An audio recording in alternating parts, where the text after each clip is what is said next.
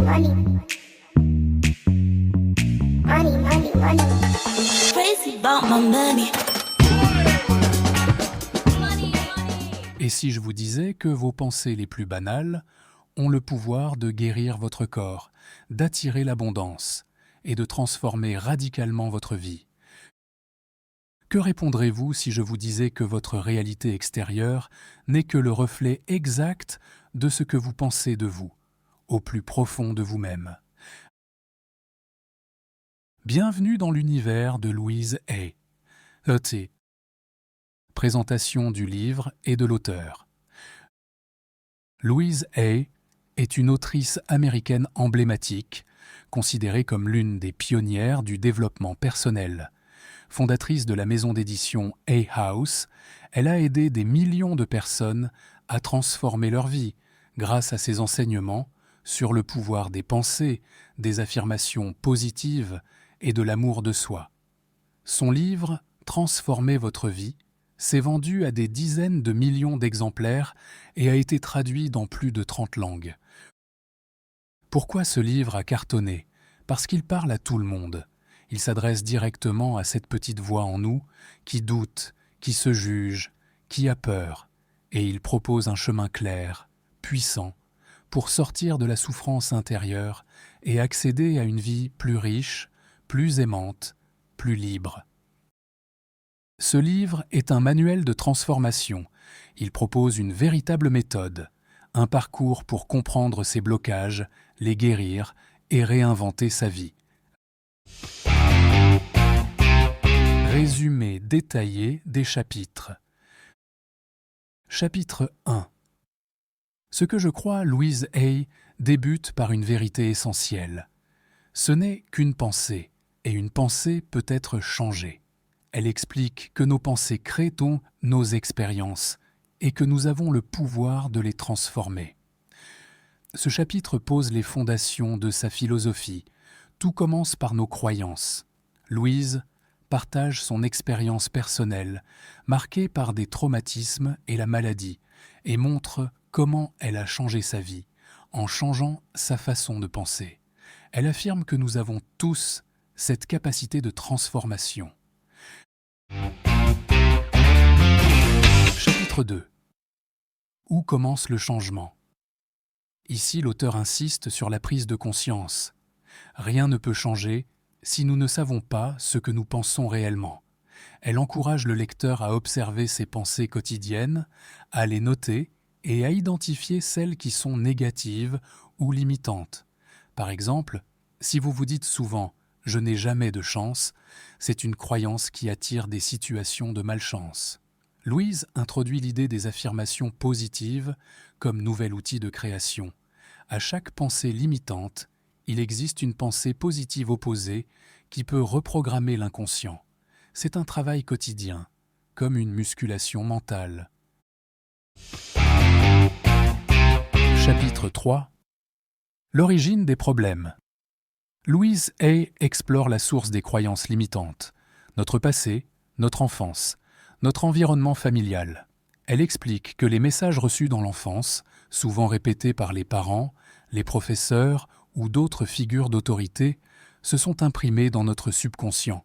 Par exemple, un enfant à qui l'on a dit « tu es bête » finira par croire qu'il l'est vraiment. Ce chapitre pousse à l'introspection et au pardon.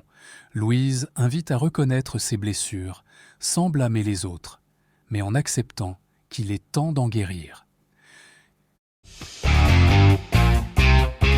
Chapitre 4. L'amour de soi. C'est le pilier central du livre. Selon Louise, aucun changement profond ne peut avoir lieu sans amour de soi. Elle déconstruit l'idée que s'aimer est égoïste. Au contraire, c'est une nécessité pour être bien dans sa vie et dans ses relations. Elle propose plusieurs pratiques. Parler avec douceur à son reflet dans le miroir, se féliciter, se pardonner.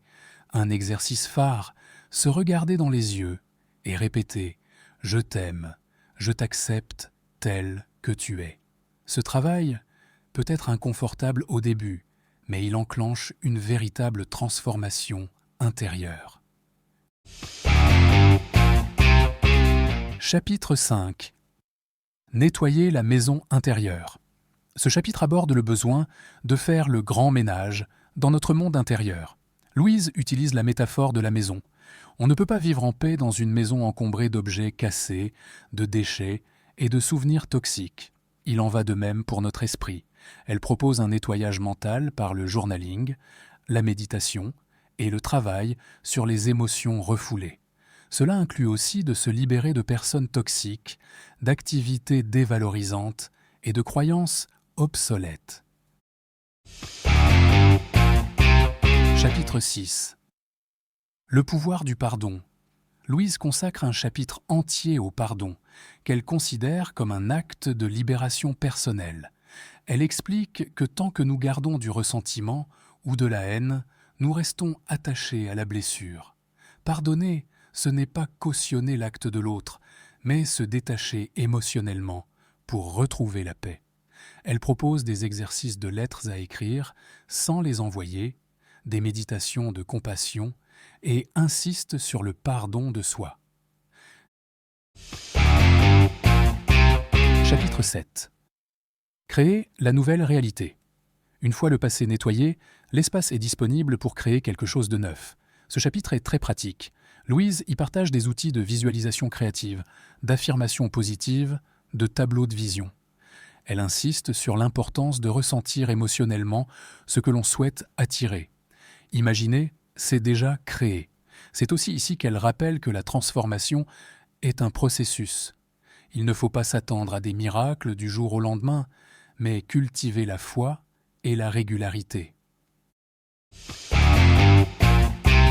Chapitre 8. La santé et le corps. Ce chapitre est souvent cité comme le plus révélateur. Louise montre les liens entre les émotions non exprimées et les maladies physiques. Par exemple, un cancer peut venir d'une colère profonde, refoulée pendant des années. Elle propose une table des correspondances entre les maladies et les causes mentales possibles. Elle y associe des affirmations de guérison comme « je me sens en sécurité dans mon monde » ou « je me pardonne et je me libère avec amour ». Chapitre 9. Prospérité et abondance. L'argent est un miroir de nos croyances sur la valeur et la mérite. Louise nous invite à examiner ce que nous pensons de la richesse. Croyons-nous est-ce qu'elle a non qu'elle c'est mauvaise? Qu'elle est pour les autres? Elle propose de remplacer les croyances de manque par des affirmations comme « je mérite l'abondance dans tous les domaines de ma vie ». Elle prône aussi la générosité et la gratitude comme clé d'ouverture à la prospérité. Chapitre 10. Relations et amour. Louise Hay affirme que nos relations sont un reflet de notre intériorité. Si nous sommes en conflit avec nous-mêmes, nous attirerons des relations conflictuelles. En revanche, si nous cultivons l'amour de soi, la douceur, le respect, nous attirerons des personnes qui nous traitent de la même façon. Elle insiste sur la responsabilité personnelle dans les dynamiques relationnelles et propose des affirmations pour améliorer les liens amoureux, familiaux ou professionnels. Chapitre 11. Vivre en conscience. Pour clore le livre, Louise nous appelle à la présence. Ce chapitre est une invitation à vivre chaque jour de manière consciente, à observer nos pensées, nos paroles, nos choix et à agir avec intention. C'est dans cette conscience que réside la liberté. Elle encourage à célébrer les petits progrès, à se reconnecter à la nature, à ralentir le rythme. Le bonheur, dit-elle, n'est pas une destination, mais une façon de voyager. Ce qu'il faut retenir, vos pensées créent votre réalité, chaque croyance, consciente ou inconsciente, influence ce que vous vivez. Le changement commence par la conscience. Observer ses pensées, c'est le premier pas vers la libération. S'aimer soi-même est la clé.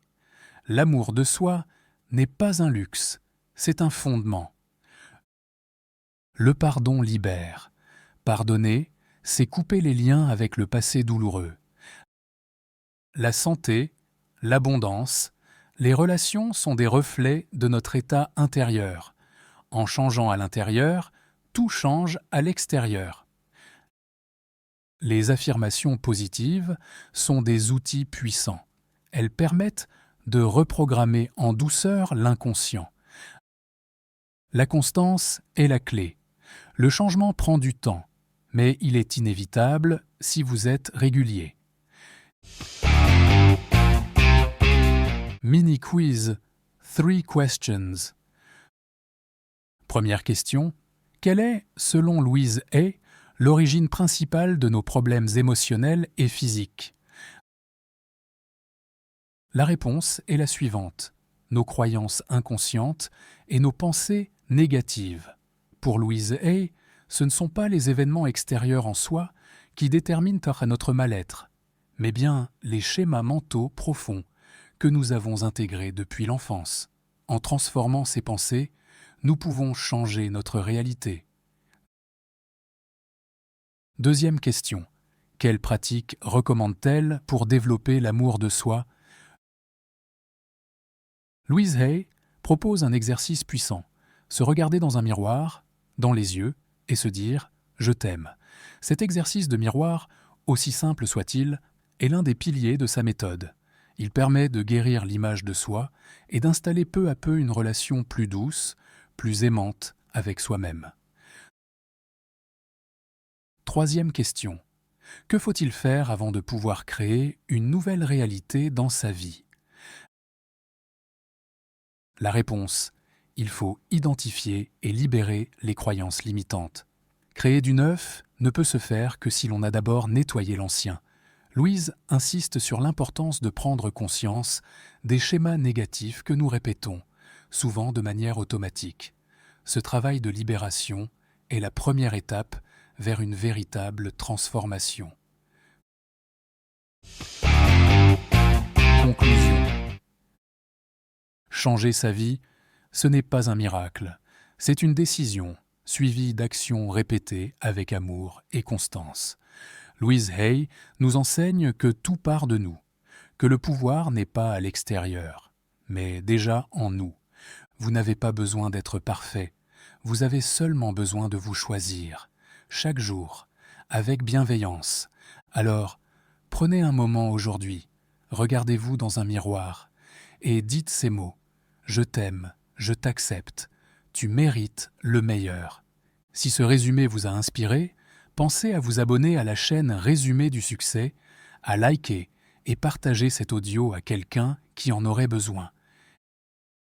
Et surtout, le prochain résumé à ne pas manquer, le développement personnel vu par les neurosciences, de Swan Xeri et Christian Xeri, une plongée fascinante entre sciences du cerveau et transformation de soi. Crazy